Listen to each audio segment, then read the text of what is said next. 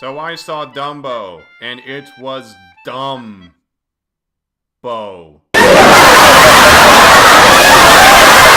To give this film a little bit of credit, this film did defy my expectations a little bit.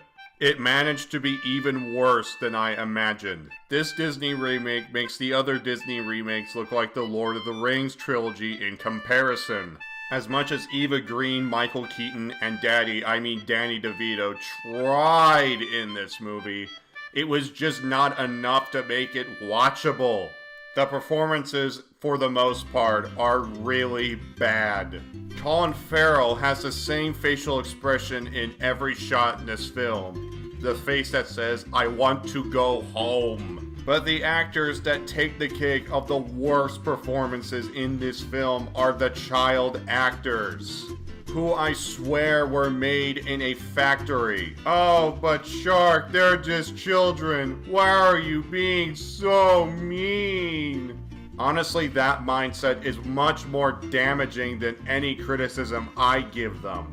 When we have solid child performances from things like Stranger Things, It, and even recently Us, age just isn't an excuse anymore. And it never was. I would expect performances like this in a school play, not in a major motion picture. The dialogue is so poorly written, it is actually mind-boggling. One exchange in the film literally goes like this. So Dumbo is being transported from the Danny DeVito circus to the Michael Keaton circus, along with everyone else. The girl is concerned, saying, "Gee, should Dumbo be taking a little bit of a break, like maybe get out or something?" in the most robotic tone ever. And Michael Keaton just leans in and says, "Remember, kid, Mystique." I am not making this up. I wish I was making this up. That is literally just a sample of how nonsensical the dialogue is in this film. I have absolutely no problem with an overuse of CGI in a film, when it's good. It is clear that all the VisFX people spent most of their energy on Dumbo himself, and not on everything else. Because other than Dumbo, everything looks like crap.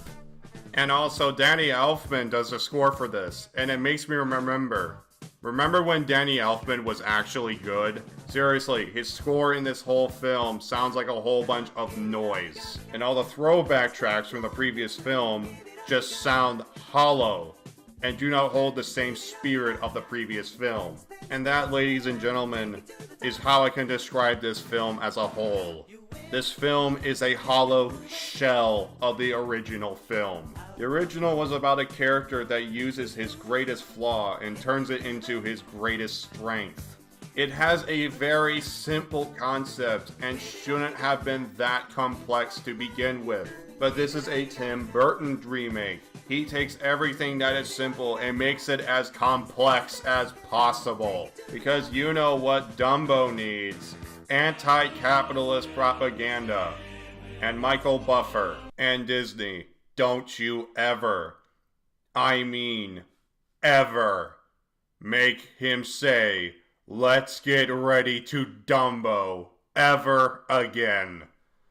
Thank you. This is yet another Disney film recently that decides to add a villain to a source material that doesn't need a villain. I'm talking about you.